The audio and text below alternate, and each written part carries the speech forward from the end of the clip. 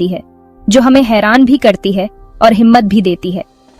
दिन में बहुत गर्मी और रात में बहुत ठंड, ये सब सहन शक्ति की हद को पार कर देते हैं। रेगिस्तान की हवा में नमी नहीं होती, इसलिए दिन की गर्मी के मुकाबले रातें बहुत ठंडी होती हैं। पानी यहाँ बहुत कीमती है। जमीन सूखी और टूटी हुई लगती है और ऐसा लगता है कि यहाँ पानी है ही नहीं, जिससे हर एक बूंद जरूरी हो जाती है।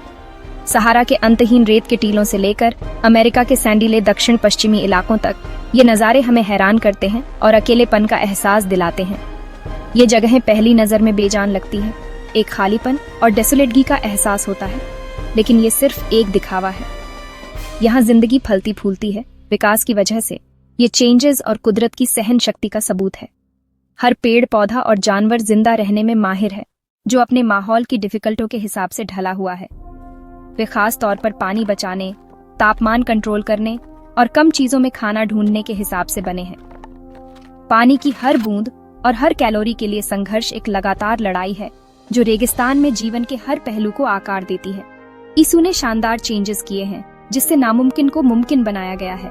सबसे छोटा कीड़ा भी सहन शक्ति की कहानी कहता है, या सबसे बड़ा जानवर एक शानदार डेजर्टी बिगहॉर्न भेड़ जो पथरीले रास्तों पर चलती है, चेंजेस की कहानी कहती है। रेगिस्तान एक जीवंत इकोसिस्टम है, जो जीवन से भरपूर है। यह अंदर से गतिविधियों और मेलजोल की दुनिया है। यह मुश्किल चुनौतियों के शानदार समाधानों से भरा है। जैसे जैसे हम इन बदलावों को देखते हैं, हमें एक जटिल और अद्भुत दुनिया मिलती है। यह एक ऐसी छिपी हुई सुंदरता है जो इस वीरान दिखने वाले रेगिस्तान के नीचे है। रेगिस्तान की सुंदरता उसकी सहन शक्ति में है।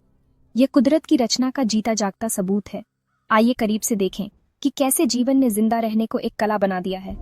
इस मुश्किल दुनिया में हर क्रीचर एक सर्वाइवर है।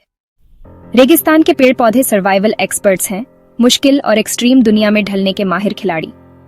उन्हें ऐसी चुनौतियों का सामना करना पड़ता है जो ज्यादातर दूसरे जीवन रूपों को परेशान कर देती हैं।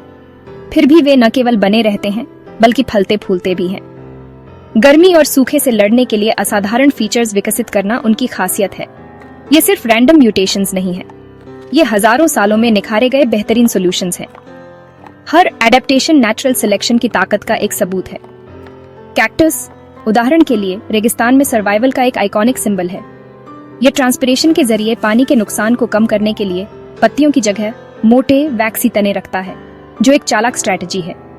ये तने न केवल कीमती पानी को स्टोर करते हैं, सूखे के दौरान एक रिजर्वोयर के रूप में काम करते हैं, बल्कि फोटोसिंथेसिस भी करते हैं।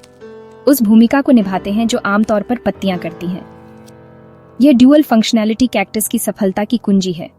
स्पाइन सुरक्षा करते हैं और गर्म हवाओं को तोड़ते हैं, जिससे पौधे का रेगिस्तान की हवा के सुखाने वाले प्रभावों से संपर्क कम होता है। वे कैक्टस के चारों ओर एक माइक्रो क्लाइमेट बनाते हैं, थोड़ी ठंडी, ज्यादा नम हवा का एक क्षेत्र, जबकि एक वैक्सी क्यूटिकल नमी को अंदर सील कर देता है, जिससे तने की सतह से पानी बाहर नहीं निकल पाता। ये बाधा अंदर जमा पानी को बनाए रखने के लिए महत्वपूर्ण है। कुछ, जैसे आगावे, अलग लेकिन उतने ही इफेक्टिव एडेप्टेशंस दिखाते हैं। उनमें सिल्वरी बाल होते हैं जो सूरज की रोशनी को रिफ्लेक्ट करते हैं, जिससे पौधे द्वारा अब्सॉर्ब की गई गर्मी की मात्रा कम हो जाती है। यह अगावे को ज्यादा ठंडा रखने में मदद करता है और पानी के नुकसान को कम करता है। और नमी को फंसाते हैं, हवा से नमी को कैप्चर करते हैं, खासकर ठंडी रातों में। ये जमा नमी फिर पौधे द्वारा अब्सॉर्ब की जा सकती है, जिससे पानी का एक कीमती स्रोत मिलता है। सक्यूलेंट्स अपने फ्लैशी टिश्यूज में पानी स्टोर करते हैं, जैसे जीवित पानी के टैंक। ये टिश्यूज पानी अब्सॉर्ब और रिलीज करते समय फैल और सिकुड़ सकते हैं, जिससे पौधा सूखे की लंबी अवधि तक जीवित रह पाता है। जबकि दूसरे, जैसे ओकोटिलो, पूरी तरह से एक अलग स्ट्रैटेजी का इस्तेमाल करते हैं। वे बारिश के बाद ही पत्तियां उगाते हैं, नमी की थोड़ी अवधि का फायदा उठाकर बढ़ते और रिप्रोड्यूस करते हैं। फिर पानी बचाने के लिए उन्हें गिरा देते हैं, सूखे समय में पानी के नुकसान को कम करते हैं। बारिश पर यह तेज प्रतिक्रिया उन्हें अनुकूल परिस्थितियों में विकास को ज्यादा से ज्यादा करने की अनुमति देती है। मेस्कीट के पेड़ पत्तियों को छोटा रखते हैं, सूरज और हवा के संपर्क में आने वाले सतह क्षेत्र को कम करने का एक सरल लेकिन इफेक्टिव तरीका। ट्रांसपिरेशन के जरिए पानी के नुकसान को कम करने के लिए ये छोटी पत्तियां पौधे की सतह से वाष्पित होने वाले पानी की मात्रा को कम करती हैं। ये एडेप्टेशंस स्ट्रैटेजीज की एक विविध अरे, वैक्सी कोटिंग्स एक वाटरप्रूफ बैरियर के रूप में काम करते हुए, स्पाइन सुरक्षा और छाया प्रदान करते हुए, छोटी पत्तियां पानी के नुकसान को कम करती हैं, और तेज ग्रोथ साइकिल्स पौधों को उपलब्ध संसाधनों का तुरंत फायदा उठाने की अनुमति देते हुए एक सर्वाइवल टूल किट बनाते हैं। एक चुनौतीपूर्ण वातावरण में फलने फूलने के लिए इंजीनियस सॉल्यूशंस का एक संग्रह। हर पौधा दक्षता का एक स्मारक है, एडेप्टेशन की शक्ति और प्राकृतिक डिजाइन की सुंदरता का एक प्रूफ। जहां पानी कम होता है वहां फलते फूलते हुए वे जीवन की इनक्रेडिबल रेजिलियंस को दिखाते हैं। रेगिस्तान के पेड़ पौधे हमें दिखाते हैं कि सही डिजाइन के साथ, प्रॉब्लम सॉल्विंग के सही अप्रोच के साथ जीवन सबसे कठिन जगहों पर भी खिल सकता है, बंजर परिदृश्यों को वाइब्रेंट इकोसिस्टम्स में बदल सकता है। उनकी स्ट्रेटजीज अलग थलग चालें नहीं हैं, बल्कि सामंजस्य में काम करने वाले इंटरकनेक्टेड सिस्टम्स हैं। बल्कि रेगिस्तान की मांगों के लिए एक कॉम्प्रिहेंसिव रिस्पॉन्स, सर्वाइवल के लिए एक होलिस्टिक अप्रोच। हर एडेप्टेशन एक लेसन है रेजिलियंस और रिसोर्सफुलनेस में, यह दिखाते हुए कि एडवर्सिटी के सामने कैसे फलना फूलना है। रेगिस्तान में पौधे सर्वाइवल के जीवित ब्लूप्रिंट्स हैं, एक बदलती दुनिया में कैसे ढलना और फलना फूलना है, इसके बारे में अमूल्य जानकारी प्रदान करते हैं। वे प्रकृति की इंजेन्युइटी की शक्ति का एक सबूत हैं। रेगिस्तान के प्लांट्स पानी को बचाने और जमा करने के लिए क्लेवर स्ट्रेटजीज यूज करते हैं।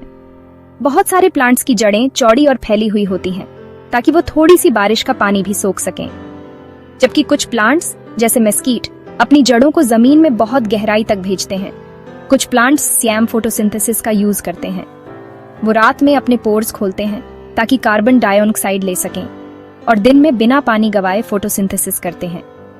रेगिस्तान में उगने वाले प्लांट्स के बीज बारिश का इंतजार सालों तक कर सकते हैं और फिर बारिश आते ही कुछ ही हफ्तों में बड़े हो जाते हैं, फूल देते हैं और बीज भी बनाते हैं। ये फिजियोलॉजिकल और बिहेवियरल ट्रिक्स उतने ही जरूरी हैं जितने फिजिकल ट्रिक्स।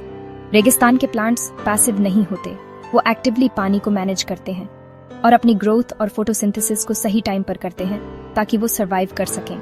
उनका पेशेंस और प्रेसिजन रेगिस्तान को एडेप्टेशन की एक लिविंग लेबोरेटरी में बदल देता है। हर जड़, पत्ता और बीज कमी और मौके के रिदम्स के हिसाब से ढला हुआ है। रेगिस्तान में सर्वाइवल टाइमिंग और इंजेन्युइटी की बात है। रेगिस्तान में सर्वाइवल टाइमिंग और इंजेन्युइटी की बात है। रेगिस्तान के जानवर नेचर के इंजीनियर होते हैं, जो ऐसे एनवायरनमेंट में पनपने के नए नए तरीके ढूंढते रहते हैं जो उन्हें उनकी लिमिट्स तक धकेलने के लिए तैयार लगता है। हर शिकार एक हाई स्टेक गेम है, जहां सबसे ज्यादा रिसोर्सफुल ही जीतते हैं। रेगिस्तान इनोवेशन की मांग करता है और ये जानवर उसे पूरा करते हैं। ज्यादातर गर्मी से बचने के लिए रात में एक्टिव होते हैं और रेगिस्तान को रात की ठंडी चादर के नीचे एक वाइब्रेंट दुनिया में बदल देते हैं। दूसरे दिन में बिलों या छांव में शेल्टर ढूंढते हैं, सूरज की बेपनाह चमक से बचते हैं। फेनिक फॉक्स के बड़े कान गर्मी निकालते हैं, जो एक्स्ट्रा बॉडी हीट को बाहर निकालने के लिए नेचुरल रेडिएटर की तरह काम करते हैं। उसके बिल ठंडी पनाह देते हैं, एक अंडरग्राउंड सैंक्चुअरी जहां टेम्परेचर सतह से बहुत कम होता है। ऊंटों के लंबे पैर और ओवल ब्लड सेल्स उन्हें गर्मी और डिहाइड्रेशन सहने में मदद करते हैं, जिससे वे बिना पानी के कई दिनों तक सफर कर सकते हैं। उनके कूबड़ में फैट जमा होता है, जिसे जरूरत पड़ने पर एनर्जी और पानी देने के लिए मेटाबोलाइज किया जा सकता है। कंगारू रैट कभी पानी नहीं पीते, बीजों से नमी निकालते हैं और कंसंट्रेटेड यूरिन के जरिए पानी रिसाइकल करते हैं। बिगहॉर्न शीप हल्के रंग के कोट पहनते हैं सूरज की रोशनी को रिफ्लेक्ट करने के लिए, जिससे उन्हें रेगिस्तान की तेज गर्मी में ठंडा रहने में मदद मिलती है। हर एडेप्टेशन, चाहे बिहेवियरल हो जैसे सूरज से छिपना या फिजियोलॉजिकल हो जैसे पानी रिसाइकल करना, एक खास मकसद पूरा करता है। हर ट्रेड को नेचुरल सिलेक्शन की जनरेशंस ने उनके जीवित रहने की पॉसिबिलिटी को ज्यादा से ज्यादा करने के लिए मजबूत किया है। ये जानवर एफिशिएंसी के मॉडल है, जहां दूसरे मर जाएंगे वहां ये पनपते हैं। रेगिस्तान की कठोरता ने जीवों को सर्वाइवल के आइकॉन में बदल दिया है। हर स्पीशीज गर्मी और प्यास की चुनौतियों का एक जीता जागता हल है। रेगिस्तान में हर दिन इंजेन्युइटी का एक टेस्ट है। यहाँ सर्वाइवल, अडॉप्टेशन और लाइफ की एंड्यूरिंग पावर की जीत है। डेजर्ट की कहानी रेजिलियंस और इनोवेशन की कहानी है। यहाँ का हर प्लांट और एनिमल लाखों सालों के अडेप्टेशन का नतीजा है। हर फीचर सर्वाइवल के लिए परफेक्ट बना है। कैक्टस की वैक्स जैसी स्किन से लेकर फॉक्स की रात में एक्टिविटी तक, हर ट्रेड का एक पर्पस है। ये एडेप्टेशंस डेजर्ट को एक थ्राइविंग इकोसिस्टम में बदल देते हैं, न कि एक बंजर जगह में।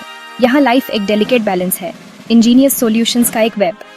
डेजर्ट हमें सिखाता है कि सर्वाइवल आसान होने के बारे में नहीं है, बल्कि अडेप्ट करने और ओवरकम करने की एबिलिटी के बारे में है। इसके इनहेबिटेंट्स सिर्फ सर्वाइवर्स नहीं हैं, वे हार्शेस्ट कंडीशंस के कॉन्करर्स हैं। आखिर में डेजर्ट हमें याद दिलाता है, क्रिएटिविटी और परसिस्टेंस के साथ लाइफ हमेशा एक रास्ता ढूंढ लेती है।